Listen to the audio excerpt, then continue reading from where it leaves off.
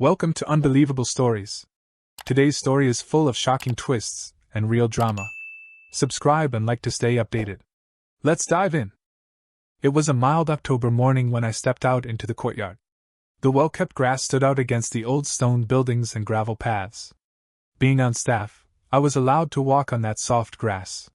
The sun was already warming up, and a bird sang loudly as I took in the fresh morning air. Most of the students had already left for summer break, and I had just locked up my lab. I had 8 weeks to spend in this quiet, scenic part of rural Tennessee.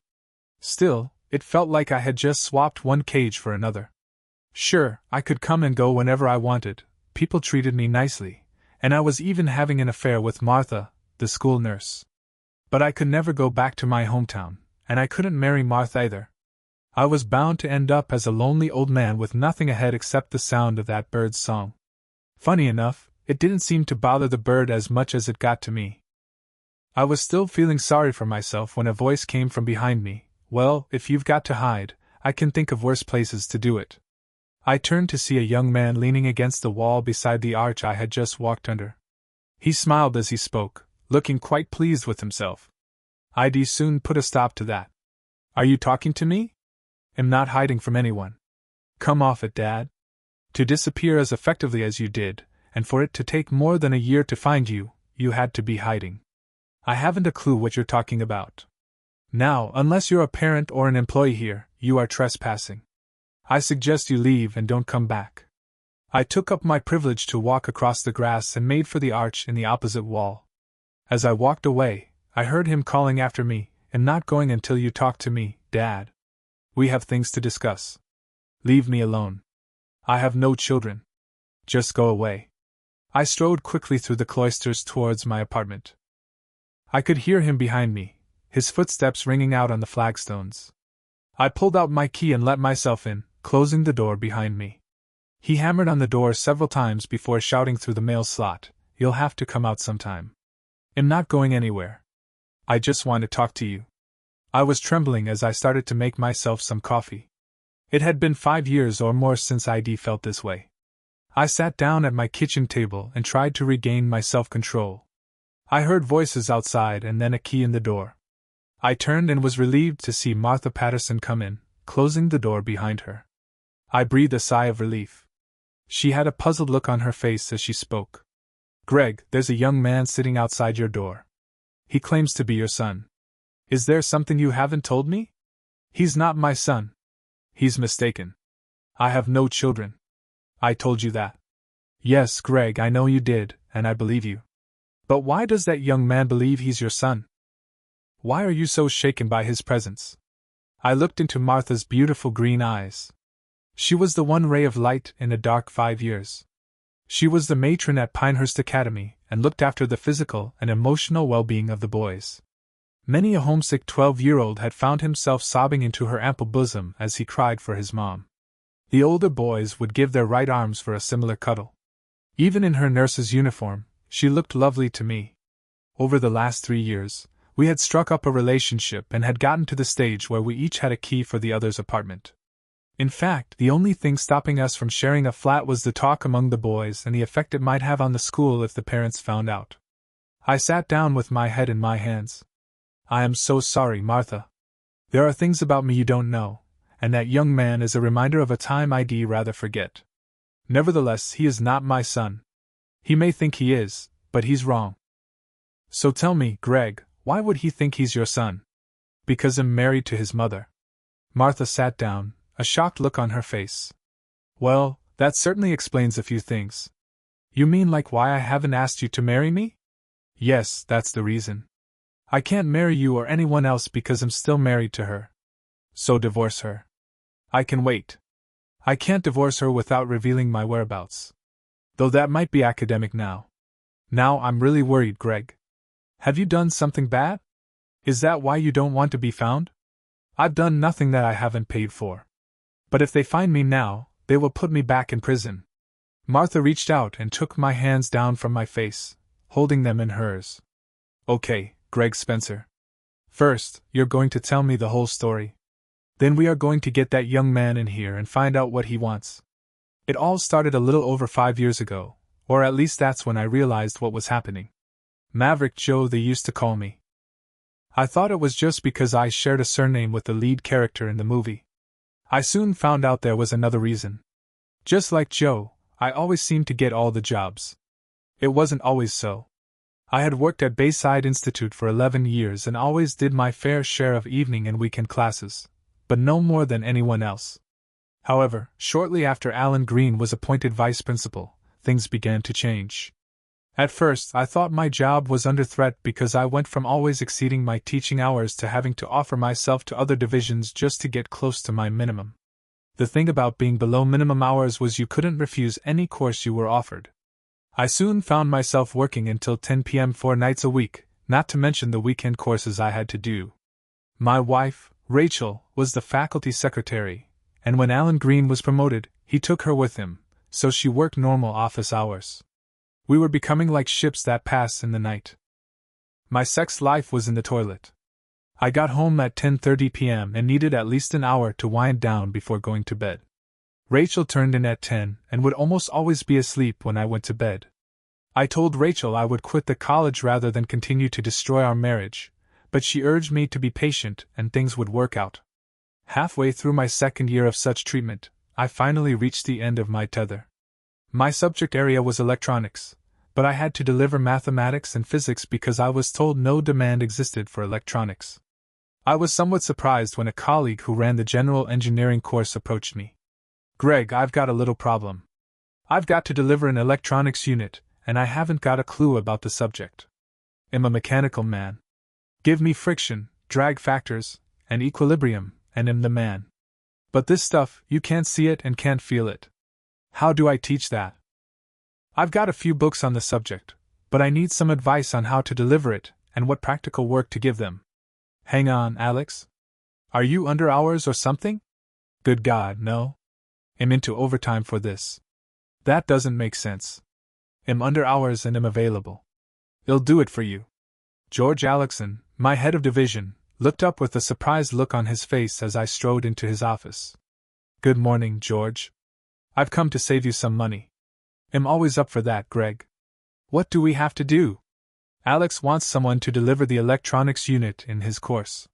He is over hours. You'll have to pay him overtime. If I do it, you don't have to pay overtime, and he'll be up to minimum hours and won't have to keep accepting weekend work." "Sorry, Jobs, Greg. No can do." "But why not?" "It doesn't make sense, and the students will do better if I teach them."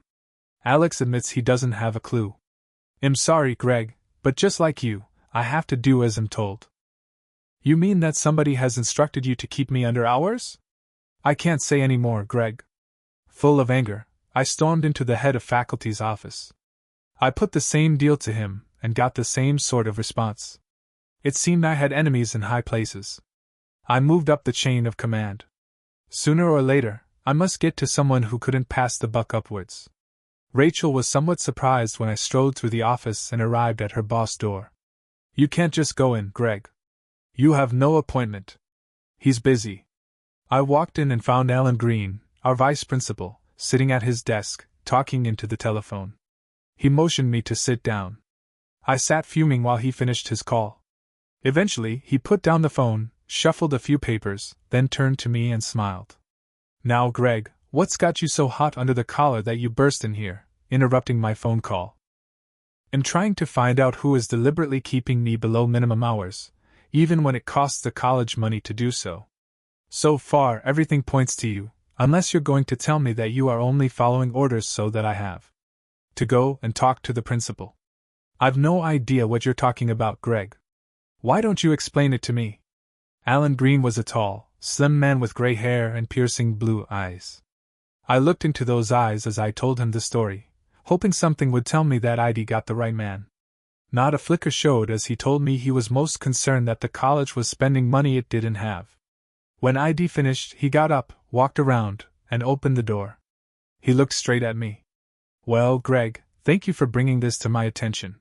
You can rest assured that I will get to the bottom of it as soon as I get back from the Association of Colleges conference." "When will that be then, Ron?"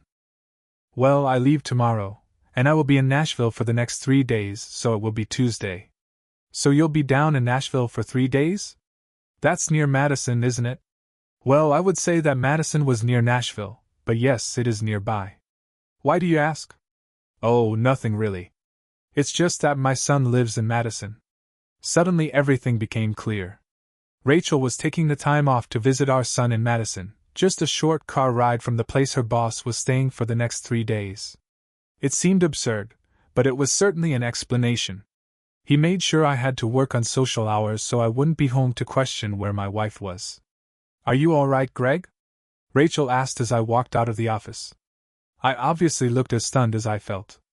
I tried to pull myself together. What? Oh, yeah? I'm fine. Just got something on my mind. Is it something I can help with? No, it's work-related. Nothing for you to worry about. That night, I got home to find Rachel packing for her few days away. When I walked into the bedroom, she quickly closed her suitcase. Any other day, I wouldn't have thought much of it, but today it had a new significance. It did puzzle me why she needed to take so many clothes for 3 days with our son and his wife. I did make a comment about the weight of the case as I lifted it off the bed. The next morning, I offered to drive Rachel to the station. Oh, there's no need for that, Greg. I can get a cab. Oh, I insist. Why pay for a taxi when I have the time and a car to drive you? What sort of husband would I be if I didn't make the most of every minute I can spend with my wife? Well, okay then, but you won't be able to go onto the platform. She walked into the other room, taking her phone with her. We shared an uneventful trip to the station. Rachel told me how excited she was about visiting Ethan and Sophie. It's a great shame you couldn't get time off and come with me, Greg. There was hardly a tremor in her voice. I had to admit she was good. These last 3 years, we never seemed to get time off together. Still, all that will change soon. What makes you say that? What have you done? I thought I detected real anxiety. Oh, nothing, but Ron's promised to look into it when he gets back from Nashville. Hey, it's just occurred to me, you'll probably be traveling on the same train. I don't think so, Greg. Anyway, he'll probably be in first class. She started to sound nervous. At the station, I carried her case to the barrier. They'll call you when I get home from work at night. No, don't, Greg. We may go out in the evening. They'll call you. She kissed me goodbye and told me she loved me. I left to go to work. It was going to be a busy few days. I had no problem wiring the bedroom. Just a single webcam was all I needed. Drilling the small hole through to the spare room to accommodate the cable was the biggest part of the job. I used that room as my study, so it was a piece of cake to connect the camera to my Linux box and schedule it to record every evening's activity. Alan Green's office was a different matter. For a start, I had to gain access, and I didn't have a key. As in most colleges, the cleaners come in early in the morning, so 7 a.m. saw me arriving for work. I made my way to the management offices. As the cleaner finished work, she was about to lock the door as I called out to her. Don't bother to lock the door. I'm here now. Oh, are you Mr. Green? I'm pleased to meet you. It really was that easy. In order to automatically install updates, it was college policy to leave computers running all night. That meant I didn't even have to find a host for the camera. I used a wireless unit and his own desktop to host it using a spare account from a student who had recently left. I hacked into the college servers. Soon, I had a direct stream to my desktop, which I could activate remotely. From then on, it was simply a matter of waiting for their return. On Saturday morning, I rang my son at home. There was no answer. I called his work number. Hello, Ethan Spencer. Hello, Ethan. How are you? Oh, hello, Dad. I am fine. How about you? I am grand as usual. Missing your mother, of course. I expected her to answer when I called the house. Come to think of it, why aren't you there? Surely you could get a few days off for your mother's visit? He sounded embarrassed and didn't really want to talk to me. Oh, I did take Thursday and Thursday off, but I had to come in this morning. My boss is delivering a sales pitch on Tuesday, and I've got to make sure he has everything at his fingertips. Yes, I suppose you do. So where's Sophie? Did she have to work as well? No, she's probably gone shopping in Nashville with Mom. Yes, Nashville. I might have known she'd end up there. Look, Dad, I've got to get this work done. Why don't you call Mom on her mobile? Yeah, maybe I will. Well, I'd better not stop you working, Ethan. Look after yourself. You too, Dad. Bye. So that was that. He knew and was prepared to give her an alibi. I was sad to think that I'd probably never see or talk to him again. Martha squeezed my hands. So you disowned him? I suppose I can understand that. If he knew what she was doing and kept it from you, I don't think it's right, but I can understand.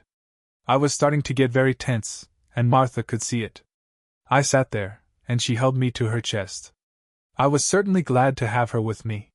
Looking down at those gorgeous jugs was some compensation for my world falling apart again. It took a few minutes for me to recover my composure. So you collected the evidence and got a divorce. They don't put you in prison for that, do they? No, Martha, they don't. And if that's all I'd done, I would have been okay. I'm afraid I went further than that. You probably won't like me much when you find out. I think you'll be the judge of that, Greg. Now, why don't you tell me the rest of the story before we call him in to see what he wants? When Rachel came home on Tuesday, I did my best to act normally. To be honest, it wasn't difficult. We hardly ever had sex because she was always too tired. During the week, we hardly saw each other anyway.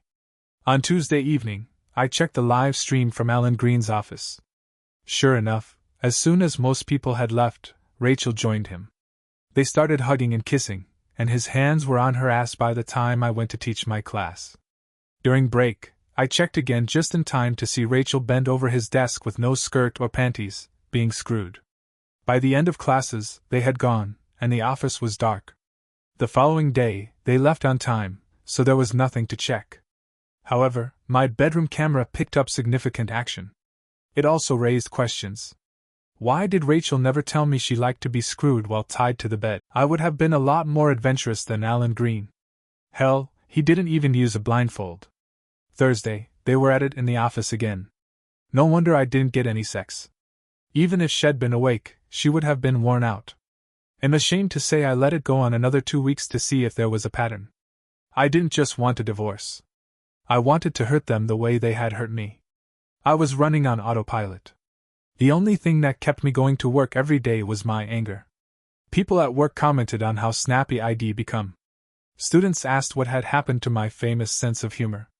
The lovers, of course, noticed nothing. By the end of the second week, I knew what I was going to do. I knew next Thursday evening would be an office sex session, so I put a plan into action. No one was surprised to see Maverick Joe working at the weekend, so no questions were asked when I turned up. I used a library computer and another redundant account to set up a website with the name of Office Antics. It had video streaming facilities, and I set up links to various adult sites to make it look authentic. Then I produced the posters for the notice boards around the college. www.officeantics.com goes live 6 p.m. on Thursday. Don't miss it! This week, for a limited time only, this site goes live. Be among the first to witness this amazing content. As the notices were taken down, I replaced them. I even managed to get them up on library and church notice boards around the town. Come Thursday, I was ready. At 5:30, I added the finishing touch to the website and dubbed over the top of the video display. It read, "Tonight's content comes to you live from Bayside Institute." At 5:55 p.m., I checked the live stream. Green had started unbuttoning Rachel's blouse. I went off to my lesson, which was conveniently a computer class. After the first 5 minutes, it was clear we would get no work done. First, the whispers started. Then, as they got more excited, the volume rose so that I could hear every word. "It's coming from this college. Hey, I recognize him. He's the vice principal. He teaches one of my math classes. Who's the woman he's screwing? She's got a great pair of jugs on her. I know her. She's his secretary. Look, she's giving him a blow job. I'm emailing my friends. They can't miss this." Up to that point, I had been somewhat ambivalent about the responses. On one hand, I was happy to expose the pair of them for the liars they were. On the other, he was screwing my wife, the woman I loved for more than 20 years. It was that love that made me forgive her so much in the past, but not this time. My lesson had already fallen apart, but then came the comment that pushed me over the top. "Oh my God, he's screwing her on his desk. You dirty scum sucker. My rage was released. Without really thinking about what I was doing, I left my class and hurried to the admin block. I couldn't believe they had been so complacent they hadn't even locked the door. I charged into the office, grabbing Green by the hair. I wrenched him off my wife and slammed his forehead against the edge of the open door. He fell to the floor where I started kicking him first in the balls, and then as he rolled over, the kicks landed in the stomach and chest. I was in a rage. My anger was with both of them, but 20 years of love and an upbringing that said it was wrong to hit women meant that Green got it all. I was conscious of Rachel screaming at me to stop. It was only when she threw herself on top of him that I did indeed stop. I stepped back, shocked at what I had done. As I walked backward, I came to a chair and fell down onto it. Rachel looked up at me and realized that it was safe to get up. Still half naked, she ran into her outer office and returned with her phone. I heard her talking. "Ambulance," she said. "There has been an accident, and I think a man is badly injured. Better call the police." "Ray, half the world knows it wasn't an accident. You might also consider getting dressed." "What do you mean, half the world knows? How could they? Your antics tonight have been broadcast on the internet, and so has my attack on Green here. In fact, it's still going out. So get dressed and call the police." "Oh, Greg, you haven't?" One look at my face told her I had. She ran around the office, picking up her clothes and putting them on. As soon as she had covered herself, she called the police. She paced back and forth in the office before turning back to me. "How clear were the pictures, Greg? Could you see who we were?" "Well, my class recognized him immediately. They didn't know who you were, but I guess they do now." She put her hands to her face. "Oh God, Greg, what are we going to do?" "Well, I'm going to sit here and wait for the police. Perhaps you'd better go to the hospital with Loverboy here." "It wasn't love, Greg. Just sex. Exciting sex because we were doing things we shouldn't. But just sex all the same. It doesn't matter anymore, Ray. You wanted or needed someone else, so now you don't have to sneak around. And going to be out of circulation for some time. You'll be free to screw who you like." She sat with her head in her hands, crying. The paramedics arrived first and started to treat Green. Rachel had to decide whether to go to the hospital with him or not. When the police arrived and I was led away in handcuffs, it took the police a day to decide to charge me with grievous bodily harm. Within 2 days, I was in court being formally charged. I had opted for the duty solicitor, and he tried to get me released on bail. I instructed him not to do so, but he felt he had to do his best for me. The magistrate asked if I could post bail. "Your Honor, I have little money. My parents are both dead, and am not in contact with my wife, nor do I wish to be. I can't see any way I can raise enough money to post bail." He gave me a searching look. "You realize, Mr. Spencer, without someone to post bail, I will have to remand you in custody. Would you like more time so that you can speak to your wife?" "No, sir. Custody is fine. I was on remand for 2 months. I got frequent visits from my solicitor trying to convince me to plead not guilty due to temporary insanity. I had several requests from Rachel for a visiting order so she could come and see me. I refused. My solicitor told me under British law a wife cannot be forced to give evidence against her husband, and Rachel had refused. Of course, it had gone out over the internet, so there would be plenty of other witnesses. When you're in prison, it's surprising what you find funny. I got a letter from the College Human Resource Division informing me that I was the subject of a disciplinary hearing and asking who I wanted to represent my interests. I found it amusing that even in the face of overwhelming evidence, they still had to go through their procedure. I wrote back saying I was offering no defense. The next communication from them told me I'd been fired and all about the appeals procedure. Unable to get in to see me, Rachel also resorted to writing letters. "My dearest Greg, I have no idea how to apologize for what I've done to you. Please believe I didn't do it to hurt you, nor did love have anything to do with it. I can't explain why I did what I did, but I have to tell you that you are and always have been my one and only love. I know you have been dismissed by the college. They are waiting for Ron to get out of the hospital before they hold his disciplinary hearing. He has several broken ribs and had a collapsed lung. The doctors aren't sure whether he will be infertile. I've told him he'll tell the principal that he used his position to force me to have sex with him unless he withdraws all charges and refuses to give evidence. I will do it, my love. They'll do anything to get you out of that place so that I can start to make amends for what I have done to you. No matter how long it takes, I will wait for you, my love, and I hope that one day you may be able to forgive me. All my love, Rachel. I screwed it up and threw it away. A month later, she wrote again. My dearest Greg, I am so sorry, not just for what I've done to you, but also because I failed to persuade Ron to drop the charges. He didn't believe I would do what I said. He was wrong. I went with my union rep to see the principal. I told him Ron had pressured me into having sex with him, and made sure you were always out of the way when we met. I don't know if he believed me, but it didn't matter. The union started a sexual harassment action. Both Ron and I were dismissed. Sad to say, that has made Ron more determined to ensure you go to prison. I'm so sorry, my love.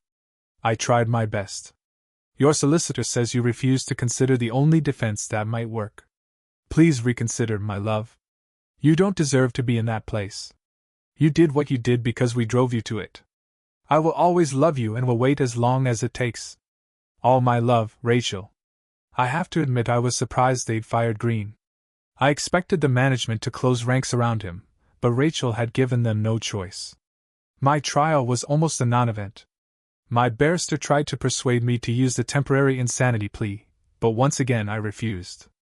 I insisted I would plead guilty.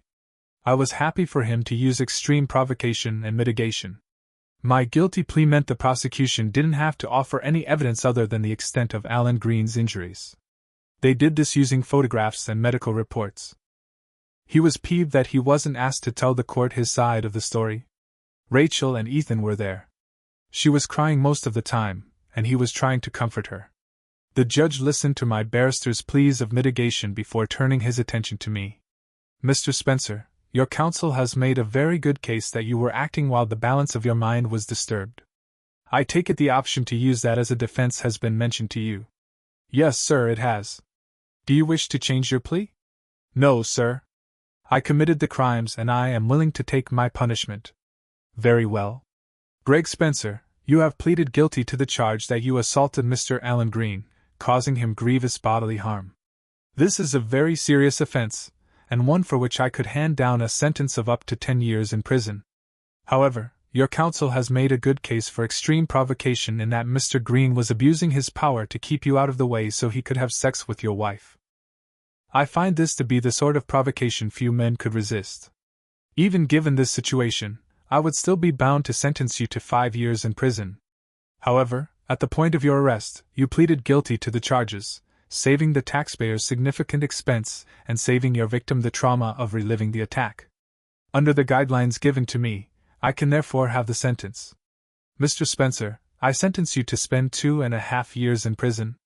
I looked at the public gallery. Green was punching the air as if he had won some sort of victory. Rachel just gasped and buried her head in her hands. As the guards took me down to the cells, my barrister came to my cell after the trial. Well, Mr. Spencer, I still think I could have got you off, but 2.5 years is a good result. If you keep your nose clean, you could be out in 1.5 years. I suppose I should thank you for that, but to tell you the truth, I'm not sure I want to get out. What have I got to come out to? My family is destroyed, my career is in the toilet. I don't really care when I get out. Why didn't you tell me any of this before, Greg? It seems almost as if I don't know you at all. Would I have got this job if they'd known I had a criminal record? Of course not. Most people here wouldn't even talk to me if they knew. Would you have let me get close to you? Aren't you already wondering how you can dump me? If that is what you think, perhaps I should dump you, as you put it. I'm having a great deal of difficulty believing the man I know, the man I fell in love with, could do such a thing. From what you said, the violence was a split-second reaction, which given the circumstances, I can understand. It's the cold-blooded planning of your wife's total humiliation that I can't believe. The man you fell in love with wouldn't have done that. I am the man you know, at least I am now. Maybe the judge and the barrister were right. Maybe the balance of my mind was disturbed. I couldn't believe she would rip my heart out again, but Green was the guy I wanted. He made me a laughingstock. They even called me Maverick Joe because I got all the jobs. Some of the others must have known it was so he could keep screwing my wife. In my head, I was hitting back at him, and the college. Let's see them deny a live broadcast. I thought it even went out through college servers so they couldn't pretend it came from elsewhere. Rachel was just collateral damage. To my surprise, Martha pulled my head back down to her chest and held it there as I cried, reliving that fateful day. She lifted my head again and looked at me. Greg, you said you didn't think she could rip your heart out again. Had you caught Rachel cheating on you before? I didn't catch her, no. She thinks I don't know, but it wasn't the first time she's done it. At least once before, shortly after we were married. If you didn't catch her, how can you be so sure? I've seen the evidence. Believe me, and sure. Just a minute, Greg. If you've been in prison, how did you get this job? I mean, you need a clear criminal records check. I laughed. If people knew just how easy it is to get around those things, they wouldn't value them so highly. You would be amazed at how many Greg Spencers there are with clean records. I just had to become one of them. We both sat holding each other. I was relieved she hadn't left me. I'd lied my way into everything since I'd left, and I hadn't been able to tell Martha the truth. Several times I'd come close, but each time discretion got the better of my valor. I wanted to tell her, and if I'd been able to marry her, I would have. As it was, it didn't seem to be worth the risk of the information getting out. Martha took her arm from around my shoulders and held both my hands in hers. Greg, you know we are going to have to speak to the young man outside. Now he has found you, the game is up. Unless, that is, we can persuade him to keep his mouth shut. Now I'm going to call him in, then you are going to talk to him. Please, Greg, please talk to him. She got up and walked to the door. When she came back, Ethan followed her in. Ethan was a good-looking young man, standing 6 feet tall with broad shoulders and an athletic build. He had light brown hair, which in the summer sun became almost blonde. He had a square jaw with a cleft chin, and his blue eyes sparkled when he smiled. A look at Martha's face told me she was impressed. She looked at me, looked at him, and then back at me. Your wife must be a good-looking woman, Greg. He certainly doesn't take after you. I mean, I think you're quite a hunk, but Ethan here must be every girl's dream. Ethan smiled at her. I'll settle for being Sophie's dream, thank you. Well, Ethan, you and Greg must have a lot to talk about. I'm going to make some coffee. Would you like some? Ethan accepted the offer of coffee, and Martha went off to the kitchen, leaving us alone for about a minute. We sat in silence. Ethan was fidgeting while he watched me, unsure of how to start. I had no intention of making it any easier for him. I just relaxed on the sofa and waited. Eventually, he spoke. Why did you do it, Dad? Come off it, Ethan. You and half the world know why I did it. I'm not talking about that. Why did you disappear like that? You knew she was waiting for you.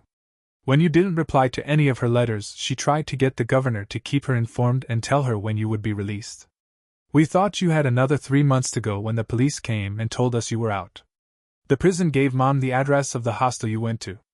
I went there, but you were long gone.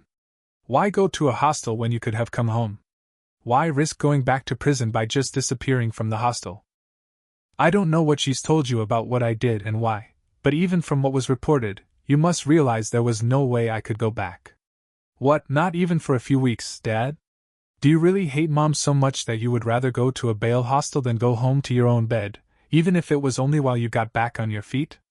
She and her lover spent 3 years manipulating me. I wasn't going to give her another chance. You should have read her letters. She wanted to try to make it up to you. She knows how much she hurt you. She wanted to try to put things right. I've had enough of this, Ethan. You didn't search for me just to ask why I didn't go home. What is it you want from me? What happens if you don't get it? Are you going to tell the police where I am so they can put me back in prison? I want you to come back and talk to her.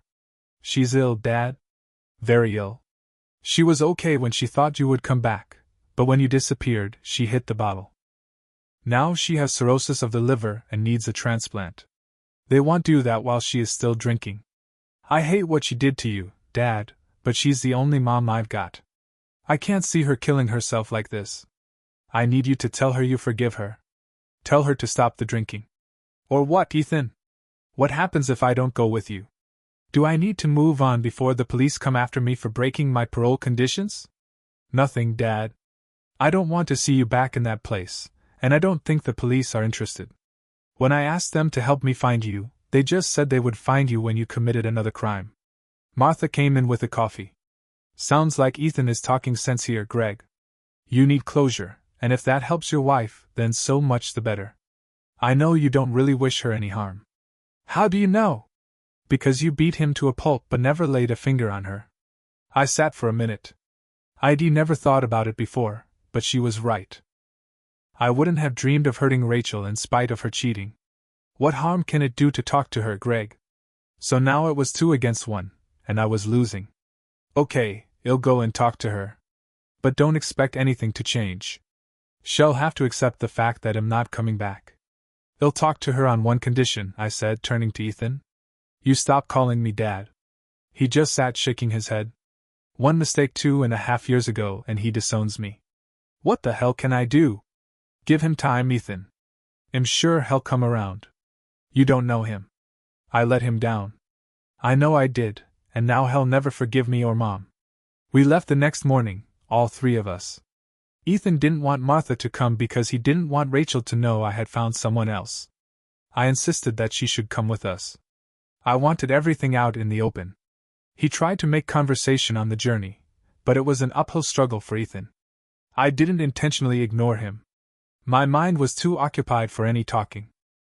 All the time, I was reliving those days running up to the main event and my assault on Green. It felt strange pulling into the drive of my old house. If I didn't know better, I would have sworn it was empty.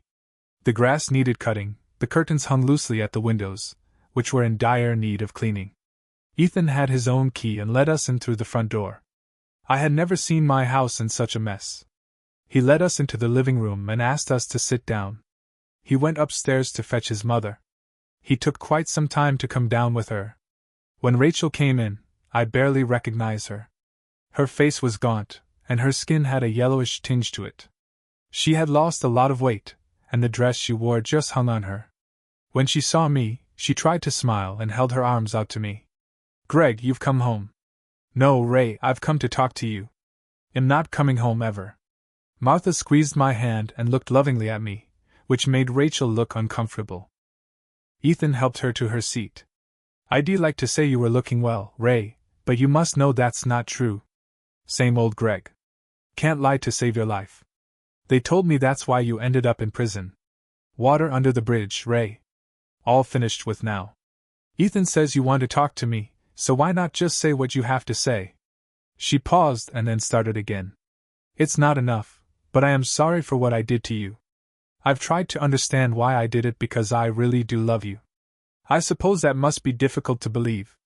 You see, I've always been able to compartmentalize my life, almost as if I had more than one life. In the compartment with Alan Green, you only existed as a sort of abstract concept, a sort of notional husband. In your compartment, he was just a faceless person who was your boss. When I was with him, I'm sorry to say I never thought of you. When you and I were together, I never thought about him. Of course, there was a sort of in-between time when I balanced the two, and that was the only time I felt guilty about what I did to you. I felt guilty, Greg. Really, I did. But it was such a turn-on. The man had power over you and me. They say power is an aphrodisiac, and it is. He had the power to make me available for him by ensuring you were always out of the way. The fact that he wanted me was enough. I said he used his position to force me into it, but he didn't have to force me. I just said that to try to get him to drop the assault charges. So there was no love there then? None at all, Greg. It was just sex and the excitement of doing things I shouldn't with a man with power. So why did you lay on top of him to protect him from me? That was to protect you from yourself. I've never seen you like that. I thought you were going to kill him. I didn't know you were streaming it out to the internet. I thought if he wasn't too badly injured, we could say he had an accident. You took a hell of a risk. I might have hurt you too. No, you couldn't do that, Greg. Not you. No matter what state you were in, you wouldn't hurt me. Green would never have said it was an accident if I was the only witness. He wouldn't have had much choice. But you had to send it out on the internet. Why did you do that? Did you hate me that much? I realized most of the college management must have known what was happening. I wanted to make sure Green and the rest of them couldn't wriggle out of it, so I made sure there were plenty of witnesses. They couldn't deny it happened once the video went out on the internet. I wasn't aiming to hurt you, but at the time, I didn't really care if I did. I didn't intend to attack him. I just sort of lost it. Well, if you wanted to hurt the college management, you certainly succeeded. Even the head of IT services got fired. The college was taken over by Northgate College. You should have read my letters, Greg. You destroyed them all. I couldn't get a job either. I had to go temping just to make ends meet. All of a sudden, Ethan joined the conversation. Perhaps Dad wouldn't have lost it if it was the first time you cheated on him. But you'd already done it before when you screwed my father. Rachel snapped back at him with a force she didn't look capable of. Don't you ever call that scum-sucker your father. He was just a man who was happy to get his end away but ran a mile when he found I was pregnant. Things got very tense in our marriage at the time due to our failure to have children. When I met Peter, I was easy prey for anyone who could offer a friendly shoulder. He offered me sympathy and made me think Greg didn't really want children. He gradually worked his way into my pants. I thought I loved Peter, and I thought he loved me, but I was wrong on both counts. When I became pregnant, I thought he'd be pleased and leave the wife he said he didn't love. Instead, he wanted me to pass you off as Greg's child and carry on as before. I realized he didn't love me. I was just a bit on the side for him. I told him I never wanted to see him again, and I never did. I'm glad he died because then he'd never tried to claim you as his. When I told your father, Greg, your real father, he was overjoyed and couldn't wait to be a daddy. I had no idea that he knew. Ethan was left in limbo, and I have to say I felt sorry for him. However, I still found it difficult to forgive him, not for being someone else's son, but for colluding with his mother to deceive me. Emotions were running high, and it was getting too much for me. I had to bring it to an end. So, Ray, you wanted to see me, and now you have. Where do we go from here? You must realize there is no way back for us. I suppose you're right, Greg. I had hoped I could make it up to you, but I can see that's a tall order. I wonder, could we possibly be friends? That depends on you, Ray. I don't have many drunks as friends. It'll get cleaned up, Greg. I will. I've got a place on a residential program to get dried out. If I stay off the booze for 6 months, they'll consider me for a liver transplant. Do you think you'll manage it? We'll try, Greg, especially if we can be friends. I know you don't feel you can come and see me, but can I write to you? Will you read my letters? You write them, and I'll read them, Ray. I can't promise anymore. We wound things up, and I got back in the car for the long drive home. At first, it was a quiet ride. Martha repeatedly squeezed my leg or pressed her face to my arm. When we pulled into a motorway service center, we started to chat. It was small talk at first while we decided whether or not to eat there. When we decided we would and sat down, Martha decided to get to the point. Do I know everything now, Greg, or is there any more to come out? Only what happened in prison. I haven't told anyone about that, and I probably never will. She reached out and squeezed my hand. Was it really that awful? I did things in there I was pleased about, but I also had to do things I wouldn't normally have dreamed of. However, my life was a lot better than many. Do you think you will ever be friends with Rachel? I don't know. I'll try. That's as much as I can say right now. What about Ethan? You dropped quite a bombshell on him today. The ball is in his court now that he knows the truth. It's up to him to decide what he wants to do. Martha reached across and took both of my hands in hers. You know you made me very proud of you today, don't you? Well, I do now. I smiled at her. Do I get a reward? I'd say there is a very good chance, she said with a grin. We finished our meal and walked back to the car with our arms around each other. I was indeed rewarded that night and for many of the following nights.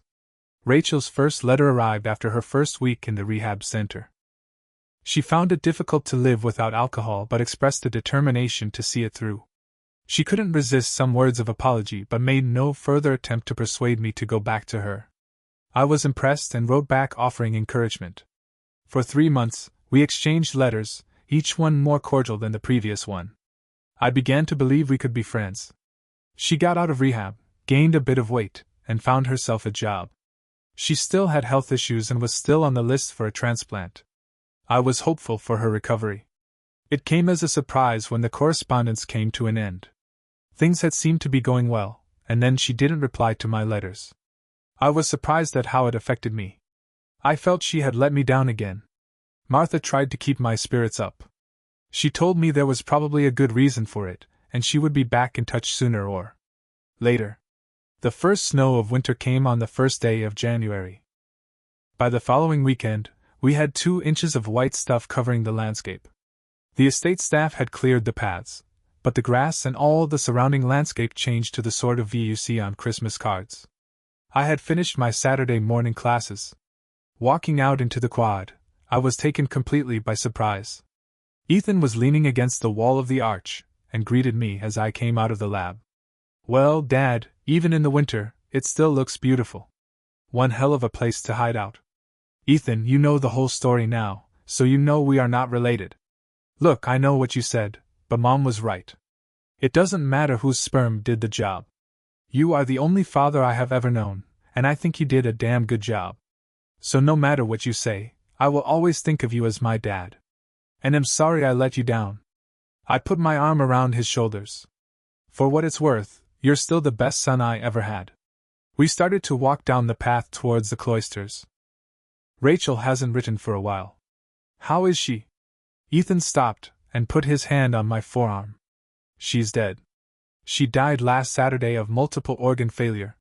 They thought it was a urinary tract infection, but then her kidneys packed up. While they were trying to stimulate them, her heart stopped. After the first heart attack, she signed a donor resuscitate agreement. She couldn't face a lifetime on dialysis, and they wouldn't do her liver unless they could find a kidney as well." I stopped and looked at him. I saw the tears coming to his eyes as I felt them welling up in mine. There were no barriers between us now. We threw our arms around each other and openly wept. We stood for several minutes locked in an embrace, our bodies shaking as we sobbed. I fought back the tears as I pulled away from him and dried my eyes with a tissue. "Why didn't she tell me? She didn't have to die alone." "She wasn't alone, Dad. I was with her. So why didn't you call me?" "She knew I'd forgiven her." "I would have come if you'd called me. That's why she wouldn't let me tell you. The reason the letter stopped is because someone let the papers know she was writing to you. She got a visit from a reporter. With the anniversary of the event coming up, he wanted to find you. Mom was determined that she wouldn't be the cause of any more misery for you. She knew you couldn't be a teacher with a criminal record, so either the school hadn't checked or you had obtained one by fraud. If that got out, you'd be finished again. She wouldn't let it happen and told me I was not to contact you. After all this time, they are still stirring it up." "Are you sure?" "Oh yes, I'm sure. The slimy scum sucker sought me out as well. Tried to tell me he wanted to tell your side of the story. Mom told me it would only be bad for you. I know it's hard to believe after what she did, but she really did love you." "You're right. It is hard, but I am grateful for yours and her consideration. I did love her. After all those years, I can't just turn that off." "When's the funeral?" "Tuesday, but don't even think of turning up. You can't take the risk. If you're not there, our friendly reporter may just give up." I put my arm around his shoulders as we turned and walked back towards my flat. "Come on, son. Let's see if Martha can rustle up some lunch for you. I think we're way ahead of you there, Dad. Sophie and I got here about 10. She and Martha have been working on lunch for a while. They went shopping about 10:30. We reached my front door, and I led us into an empty flat. I got a beer for Ethan and myself. We sat on the sofa drinking while waiting for the girls to get back.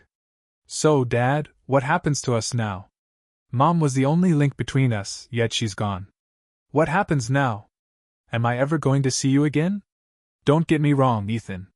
Martha didn't imagine Rachel was going to die, but she asked me a similar question on the way back from our visit. We may not share the same DNA, but I always thought of you as my son and loved you like my own. As I said before, all those years of love can't be turned off, but it had to be your decision. So the question is, Ethan, what do you want to happen?" He sat and sipped his beer. "I don't want anything to happen. I want Mom's death to change nothing. Like she said, you are my real father. I will always think of you as my dad, and I want you to always think of me as your son. If that's what you want, then that's the way it'll be. I said as I put my arm around him. We both struggled to keep the tears from our eyes as we held each other. We were still locked in an embrace when the door opened and Martha came in. "Well, it looks like you boys have come to your senses." Ethan and I parted. I got up to help with the shopping. Sophie followed Martha into the flat. She saw me, let out a scream, and ran towards me. "Oh, Greg, it's so good to see you. It's been a long time. Far too long." She stepped back and looked at me. "You're looking very well. This place must agree with you." I looked her up and down. My son certainly had good taste. She had shoulder-length honey blonde hair, blue eyes, plump lips, and high cheekbones. Then I remembered, and as my gaze moved down, I saw the reason her normally trim figure now had a prominent bulge in the front. "I see you've noticed Greg Jr., isn't it great?" I smiled. "Greg Jr.? Are you serious?" "If you don't mind, Ethan wanted it, and I agree." "We love you, Greg." Ethan was heartbroken about what happened to you. He loved Rachel too, so what happened tore him apart. As soon as we found out we were having a boy, Ethan wanted to name him after you. Please say it's all right with you." What could I say? It was fine by me. The three of us sat down to chat while Martha prepared the lunch. The atmosphere at the table was Stranita's sweet and sour affair. The tears of joy at the reunion of our family mixed with the tears of sadness at Rachel's passing. I found it hard not to be able to attend her funeral, but her reasons were sound. For the first time since that fateful night, I came to realize I had forgiven her. I still couldn't understand why she did it, but I had to accept in some strange way she did love me. Perhaps if I didn't turn up to the funeral, the press would leave me alone. Martha certainly thought so because she started making arrangements for Christmas. "Ethan, I'm sorry, but I really hoped Greg would spend Christmas with me and my daughters. What I would like is to come to you for New Year. It would be like a new beginning for us all." Sophie was overjoyed. "Martha, I think that's a great idea. We can have my parents for Christmas, and then you and Greg for New Year." Ethan moved on to practical subjects. "The house is all yours now. You need to give some thought to what you're going to do with it. Then, of course, there's the money." "Money? What money?" I thought she was broke. The union launched an action against the college for sexual harassment. They settled out of court for $40,000. She wouldn't touch the money because she knew it was a lie, but once she started the action, she couldn't back down.